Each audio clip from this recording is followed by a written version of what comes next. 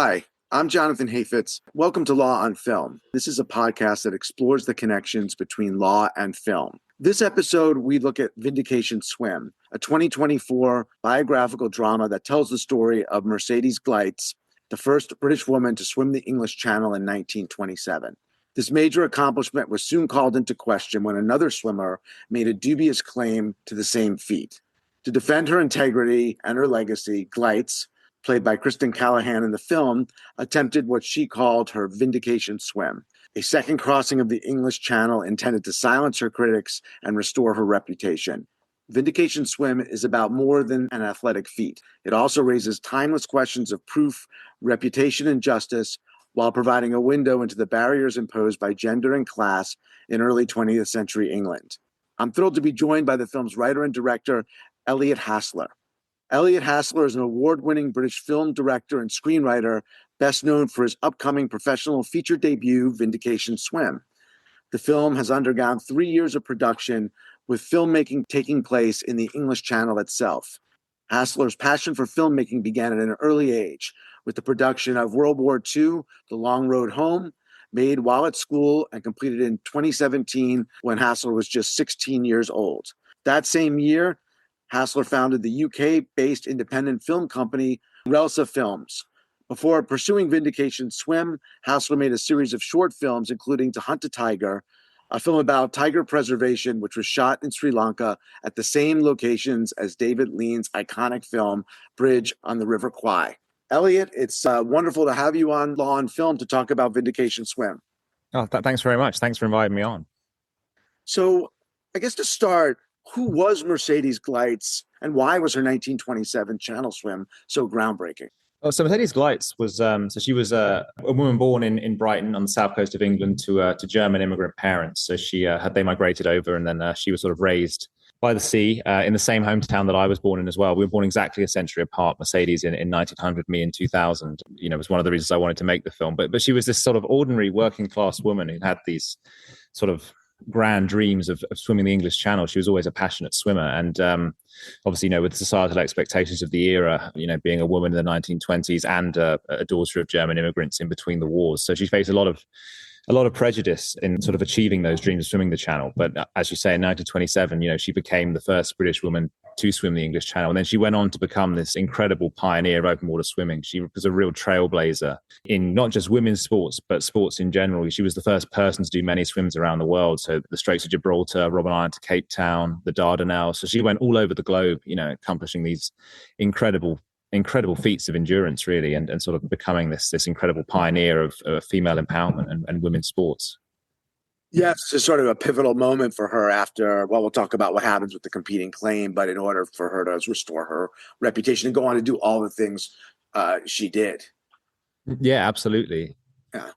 Did she, I should ask, were those, you mentioned those in the film, her subsequent, towards the end, her subsequent career, including the Gibraltar swim, was the Channel the most difficult of them all, or was that just sort of her launching point for these other swims?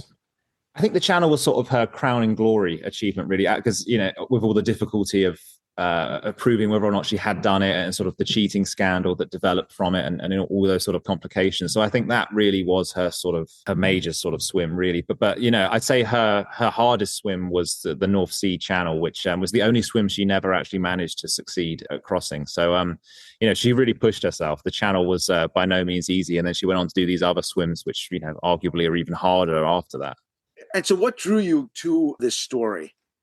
I mean, I sort of touched on it earlier in sort of the connection I felt to Mercedes Gleitz as a person. We were both born in Brighton in England and exactly a century apart and pretty much from the same beach. We both learned to swim. So there was a lot that kind of drew me to her as a person. So those aspects, and also the resilience, the determination, the perseverance that it took for her to go out and achieve those, I think, on a much smaller scale, are things that I can relate to as a filmmaker. Those sorts of traits are something that are also sort of key for me. So there was a lot that kind of drew me to her. And then also the challenge of filming out on the English Channel. As you said, everything was shot out on the English Channel. We didn't fake this. There was no tanks, no green screens, no body doubles. We were 2 miles out at sea. Kirsten Callaghan, who plays Mercedes, did all her own swimming. There was no body doubles at all. She trained for sort of 3 or 4 months to open water swimming. So, it was a feat of endurance to bring it to the screen as well.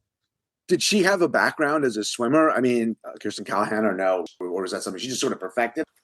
She was a good swimmer, but she'd never done open water swimming before. I mean, she's an actress first and foremost. She's not a swimmer as such. So we trained her up. So we got her a coach, and she sort of spent the best part of 4 months really training in open water swimming. And then over the 3 years it took to make the film, she carried on training for that whole time. So she was a fantastic swimmer by the end of it. And then she did a sort of a 10K swim for charity and stuff like that. So she's kept it up, and now she's a brilliant swimmer. That must be nice as just a side point. I mean, some other roles you have to, you put on weight or, either fat or muscle, but I mean, not necessarily good for you. But here's one role you prepare for that's probably really good for you to do. So that's really interesting. Yeah, it is. And we sort of hit that curve with this where open water swimming just boomed. The interest in it after COVID just went crazy all throughout the world. And we sort of managed to, I guess, not foresee that, but we kind of rode that wave of huge interest in this sport, which previously wasn't really touched upon. So it was lovely to kind of be a part of that. And so going back to the sort of the central event in the film, right? So Mercedes Gleitz swims the English Channel. It's a great achievement, but that's sort of the start of the story to some extent, although it's told through flashback. It really begins with this controversy sparked by another swimmer, Edith Gade, who has a competing claim. After Mercedes Gleitz swims the channel, Gade swims the channel. So what happens in terms of this controversy? So essentially, Gade Swim, the name we changed for the film, funny enough, for legal reasons. So it's sort of apt that we're on a legal podcast talking about it. But this other swimmer came along and fraudulently claimed to have swum the English Channel off the back of Mercedes' truthful and genuine English Channel swim, which then implicated Mercedes in this hoax, because the sort of consensus was, well, if this woman's lied and hasn't swum the channel, then what's Mercedes got to prove that she did it? Because at the time there wasn't really any stringent regulation of swimming the channel. You could kind of go out there, and it was sort of based off of the testimony of people on the boat. So, it was very easy to kind of fraudulently claim to have done it. Mercedes didn't. She had swum the English Channel genuinely, but was implicated in this hoax, then had to go out there and sort of prove herself. But this sort of was really the moment that led to regulation of channel swimming. The sort of governing bodies like the Channel Swimming Association, they all kind of came about because of this. And so was there you mentioned, I have to just follow up in terms of the changing of the name. What the concern was, there was some continuing controversy over it in terms of why you changed the name of the competing swimmer. It's more sort of a safety precaution, legal precaution, really. I mean, a lot of films do that are based on real people. They'll kind of change the names, and it just protects from sort of, any potential defamation suits or that, from the family and that kind of thing. I mean, I don't know if she has relatives that are still alive. It wasn't something that we looked that much into, but obviously, it's a negative portrayal, but it's a truthful portrayal because what she did was a negative thing. But obviously we just kind of switched the names around because of artistic liberties that we took with the story and that sort of thing, just to kind of, cover our own tracks a little bit. Yeah, no, certainly for the family and because of dramatize the story more in terms of the personal dimension and the competition between the film character Edith Gade and Mercedes Gleitz. Yeah, essentially. I mean, most of it is pretty accurate to what happened in this film. I mean, obviously any film, we weren't privy to sort of the private conversations that people had. So, there's always going to be artistic license within any kind of film that's based on true events. But for the most part, the stuff that was recorded and, set down, like the things that occurred on the swims, we've kind of kept those. They're pretty bang accurate, as accurate as we could make them. And what's striking, and just to pick up on your point before, is how easy it was potentially for someone to fake the swim. And then, what that meant in terms of calling into question the integrity of the real swim, Mercedes Gleitz swim, which actually was the swim of the full channel. So it really seems to be sort of an important moment, as I think you're suggesting, in terms of open water swimming and, maybe sports more broadly. Yeah, definitely. I mean, it was a huge event at the time. It was labeled the hoax of the century. And it was just a massive, kind of massive sort of uproar that sort of took over after this other swimmer was found to have cheated.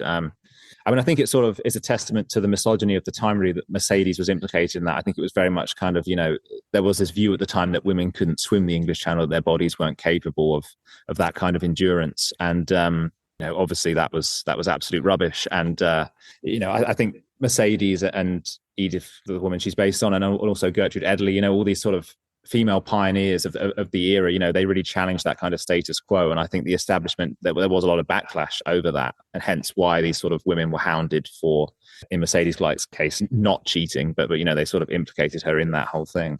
So there's a gender dimension to the whole way that the hoax was treated, as opposed to if it had been, a male swimmer.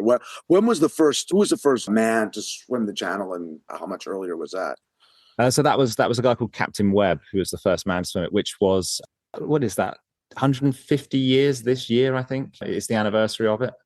It was a fair while before. It was in sort of the late 1800s that he swam it. And then, the first woman, Gertrude Ederle, an American woman, that was in 1926, the year before Mercedes Gleitz. So the fact that the claim of we'll just use the film character's name, it gave the competitors claim, to have done it, and then the hoax was to some extent really, driven in part by this, kind of views of gender and abilities of men and women to do these feats. Yeah, absolutely. I mean, the film is sort of a lot of the themes within it sort of carry the story of female empowerment and sort of overcoming the societal barriers of the time, which, was sort of Mercedes Gleitz's whole deal. She did a lot for sort of the empowerment of women in that era. And obviously she faced a lot of backlash for that as well. And there's also it's not only gender. I think there's also class. And you talked a little also about nationality, being someone of German heritage.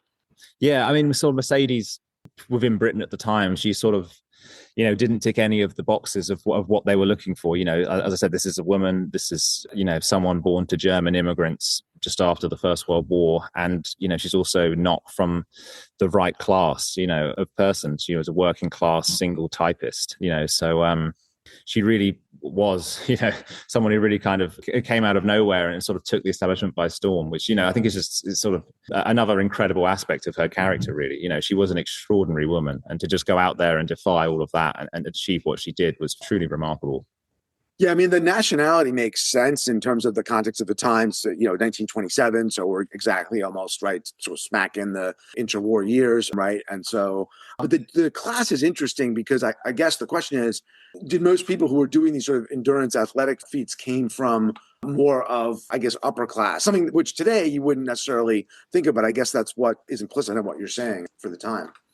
Yeah, I mean, I think, in that era in Britain especially, everything was so rooted in class. Kind of any sort of achievement was, the people they wanted to kind of achieve those feats were people of upper class, origin. So for Mercedes, she wasn't. And then that's sort of a lot what the film plays into, is the sort of tension between her and Edith Gade, who is obviously a more sort of upper class character who comes to conflict with Mercedes. So it was sort of all this class struggle as well, which I think is kind of gives it that uniquely British aspect. Yeah, and there's that great scene between Mercedes Gleitz, who's a secretary, and her employer, who makes unwanted sexual advances. But you can see both the gender, but also the class dynamics. I mean, she has to hold down a job while she's sort of training for this endurance feat.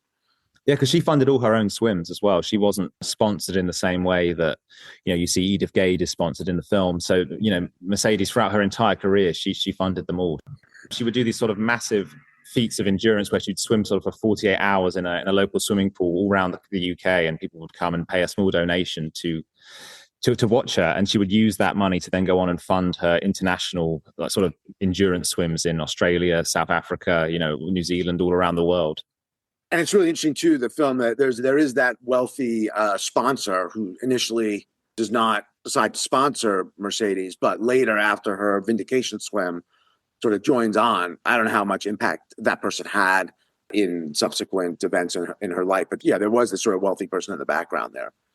Yeah, and then obviously, it sort of takes Mercedes a long time to prove herself and sort of prove her identity, really. A lot of the themes within the film kind of focus on identity and sort of her proving herself as British. She's kind of questioning all the time, is she German, is she British, because the country she's in isn't accepting her, but she was born there. And it's sort of all this question of sort of immigration and when said people who immigrate become sort of naturalized within the country. So it does sort of tie into all of that sort of thing. And obviously the wealthy donors feed into the class aspect, and, it's all kind of connected essentially. And so, you said this was determined to be, or this was said to be the hoax of the century, right? Were there other sort of lesser but significant public controversies over endurance athletic feats prior to Mercedes Gleitz, whether in swimming or in other areas, I don't know, mountain climbing or something like that? I mean, I'm sure there would have been, I'm not too sure on the sort of exact examples, but obviously this was a big one within the swimming world, certainly within women's sports. But I'm sure there's myriad other controversies that have come about with people cheating and claiming to have done things they haven't done. So when Mercedes Gleitz her swim, her 1927 channel swim is called into question, her integrity is called into question. What she ultimately chooses to do, right, is to do the Vindication Swim, to swim again and prove she can do it. Were there other remedies or other things she might have done in that position in terms of how she gets to the choice she makes? Essentially, I think the Vindication Swim is sort of the last resort, really, because with the sort of prejudices that she was up against, the race, the gender, the class, her word didn't count for much in front of these bodies of powerful men sort of sat behind a desk judging her. So really, there wasn't much she could do other than say, look, I'm going to go and swim it again. And that's the only way I'm going to be able to prove that I, did in fact do it the first time and can do it again. You said this event was an impetus for verifying and regulating open water swimming and perhaps other endurance events as well. So I guess, it's sort of night and day. If you look at something, today versus, what happened in around 1927, if this happened again today, how might it have played out differently in terms of the disputed claim? Essentially, it couldn't happen today, really, but just because of the way it's now run. So you have to have a Channel Swimming Association sort of accreditation, a pilot boat that sort of takes you across the English Channel and shepherds you on your swim. So I think if you were to do it without that, your swim probably wouldn't be counted, and that was sort of regulation that came in after this. And also the way Mercedes swims, you can't even do anymore. So Mercedes swam from France to England. The French have now banned swimming from France to England. You have to go the other way from England to France. So sort of the whole nature of it is really over the years, since Mercedes swam the channel, it's shifted entirely. What's the French ban? What was the origin of that? Is that an outgrowth of Brexit, or is that just something unrelated to that? I have no idea. I mean, it may be something to do with Brexit. I don't know. But yeah, as it is now, you have to swim to France. And I don't think you're allowed to get off. I think you have to go back and then enter the country, through a proper channel, I think, as well. But obviously, once you've come ashore.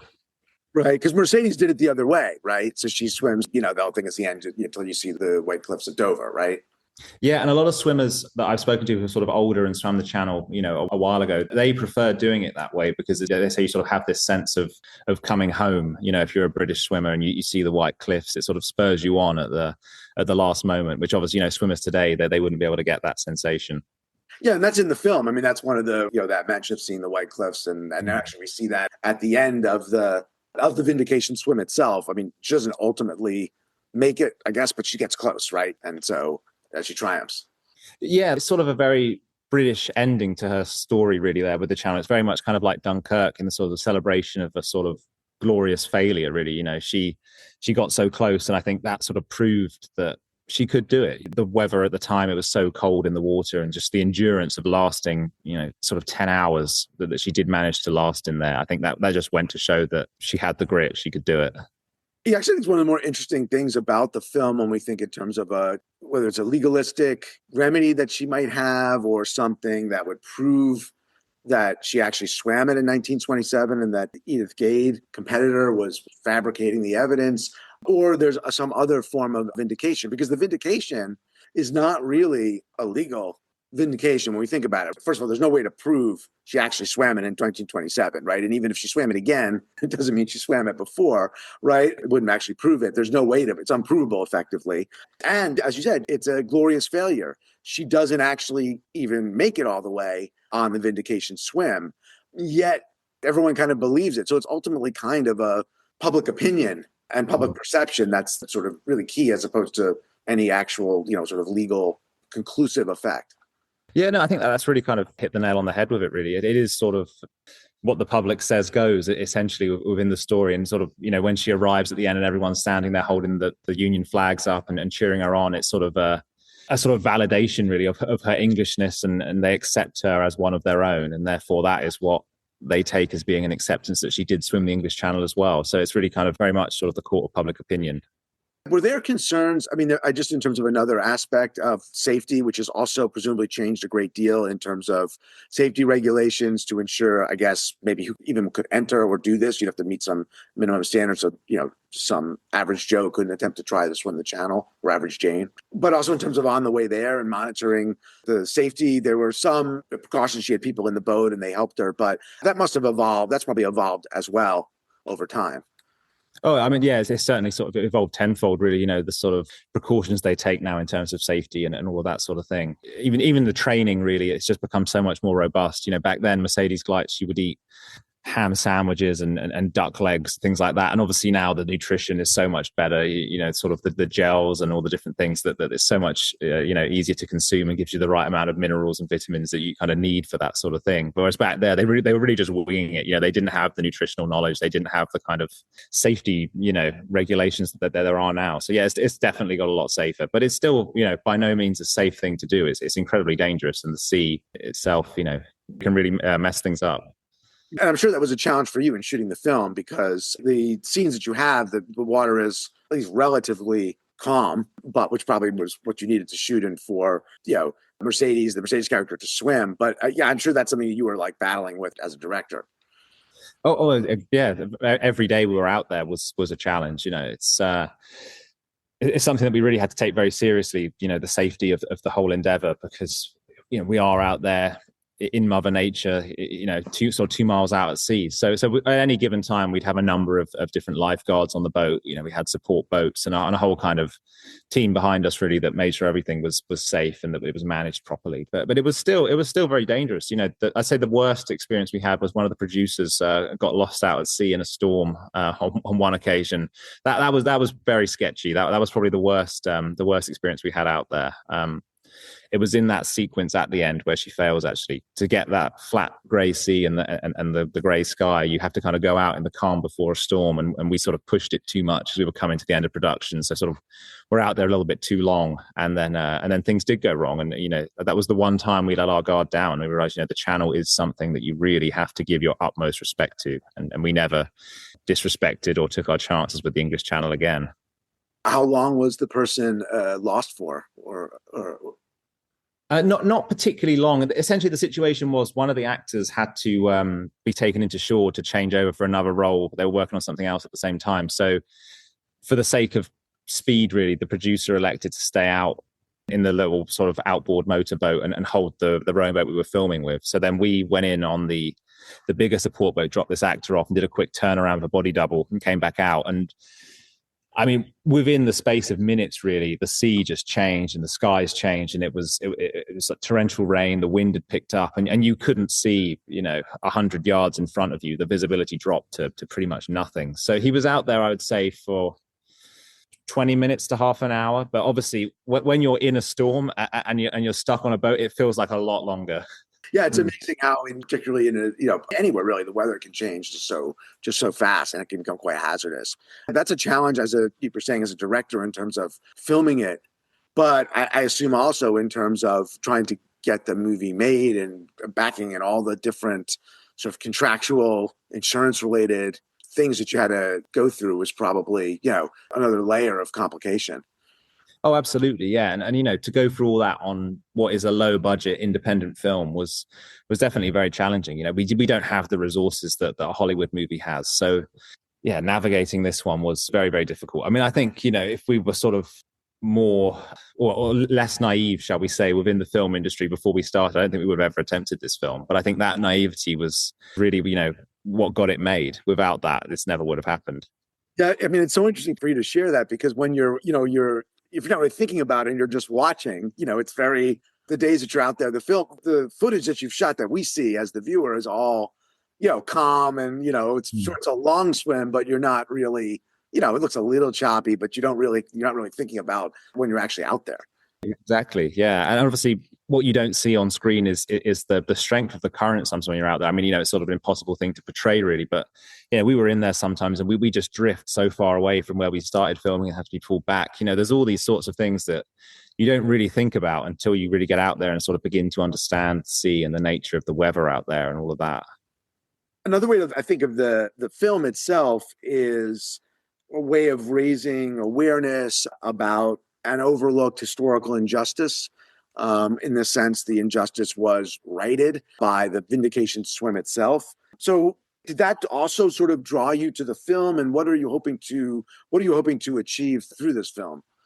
I mean, yeah, on your first point, absolutely, that definitely drew me to it. I think, an underdog story is something that speaks to everyone, really. And Mercedes really embodies that kind of underdog spirit. We've spoken in length about what she faced, the difficulties and all of that sort of thing. And then with that injustice to go out there and then through her own actions, prove the injustice to be wrong and overcome that is absolutely incredible. And I think that is sort of then what ties into what I want people to take away from it is just to sort of be inspired by Mercedes Gleitz. This is a remarkable, incredible woman. And even if it doesn't inspire you to necessarily go in the sea and swim, it inspires you to do something else in your life, really. She sort of shows that it doesn't matter who you are, where you come from, you can go out there and you can achieve your dreams with the right amount of resilience, of determination and perseverance. Yeah, and it seems like someone who was, in addition to the obstacles she faced as a woman, as someone who was German descent in England at the time and the class, she's also, just a regular person, right, who does his feet, right? She obviously had some swimming background and had some natural ability, but she's not, she's sort of just a person that's kind of, just like sort of in some ways an average person. She's a job, she's a secretary, and yet she does this incredible thing. Yeah, and those are the stories that really speak to me as a filmmaker, are those stories of just ordinary people who go out there and achieve the extraordinary. I think those are the ones that I think I can really relate to. Sort of stories about presidents and kings and sort of all these grand people. I think it's the stories of the small, ordinary people who go and do these incredible things. Those are the stories that I'm really drawn to. And unless I'm misremembering, her swim, Mercedes Swim, is ultimately recognized officially, correct? The 1927 Channel crossing is vindicated as a more formal matter ultimately. Is that right? It is, yeah. So she is now registered, officially as the first British woman or European woman, really, to swim the English Channel. And it's all, you can find online the sort of logs of and records of the different Channel swimmers, and she's up there as she should be with the rest of them. Yeah. So ultimately, she does kind of, we get that sort of popular recognition initially, right? She's cheered when she's, finishing the Vindication Swim, people applauding her. And then ultimately, she seems to get the sort of legal, official, formal recognition for the groundbreaking 27 Channel crossing. Yeah, she does. Yeah. Very interesting how they kind of feed into each other, right? Ultimately, she's not vindicated by a formal committee first. She's vindicated really by the public. And then that later is what leads to her kind of being restored to what had been denied to her. Yeah, absolutely. And then, it was from 1927, from that Channel Swim, that all the actual legal regulations and, governing bodies of Channel swimming and all of that really took a hold and became, into effect, really. So Mercedes, yeah, she really sort of was the mother of modern day Channel swimming, really. Were there any other people in the film, whether Mercedes' coach, who was sort of a kind of a legendary swimmer, it seems, who by the time she gets him to coach her, he doesn't seem to be swimming that much anymore. But so any other figures, notable figures that were involved in the film or in the story, whether in the swimming or in some other, societal level? I mean, it was sort of mainly between Mercedes and Edith Gade. It was sort of the way it was structured at the time was they sort of pitted these two women against each other, which, I think does tie into that sort of misogynistic nature of 1920s England, really. It was very much focused on the women and sort of hounding both of them, really, especially Mercedes, because obviously she hadn't cheated and was implicated in all of this for no other reason other than that she'd swum the channel in, relatively quick succession. So, yeah, it was mainly the two women that the whole thing focused on. And if you can say, what ended up happening to the Edith Gade character, the competitor swimmer? She just disappeared, sort of just went for a quiet life after that, I think, and gave up swimming entirely, never sort of returned to the water. That was sort of the last anyone heard of her in a public sense. So another vindication for Mercedes Gleitz, if you will. I mean, she goes on to all of these prominent events, these other swims, and becomes this sort of recognized, and I take it, beloved figure in the UK. She's becoming a beloved figure in the UK, but interestingly enough, she's just as unknown before we started making the film as she is in the States and in Canada and sort of everywhere else throughout the world, really. She really did sort of drop off the map after she retired from swimming. And it was it was only really sort of in recent times, there's been a book about her. There's been a sort of plaque with her name on that was put on her childhood home. And obviously with the film, it's all kind of contributed to this resurgence of sort of her memory, really, of bringing her back out and putting her back on the pedestal where she deserves to be. We're trying to get a statue made for her in her hometown at the moment as well. So yeah, I mean, she's now thankfully kind of getting the recognition that she deserves, but she was really a forgotten figure. Another contribution of the film is to contribute to that. I mean, she seemed to be sort of somewhat lost to history, at least outside of people kind of in the know of open water swimming. Yeah, absolutely. I mean, even people within that world of open water swimming, didn't know too much about Mercedes Gleitz. She really was sort of a very forgotten figure. So it's been great to kind of be on this journey and see her name get back out there, and with all the coverage the film has had and this sort of real interest in Mercedes Gleitz that's come back. Elliot, I want to thank you for coming on the podcast. It's been great to talk to you, and also just thrilled to have an actual writer and director of the film come on and to share your insights about the film and all the different interesting legal and non-legal dimensions of it. So yeah, thanks so much. And I wish you the best with the film's opening in North America. So everyone should go out and see this film. Thank you very much. Yeah, no, thanks for having me on the podcast.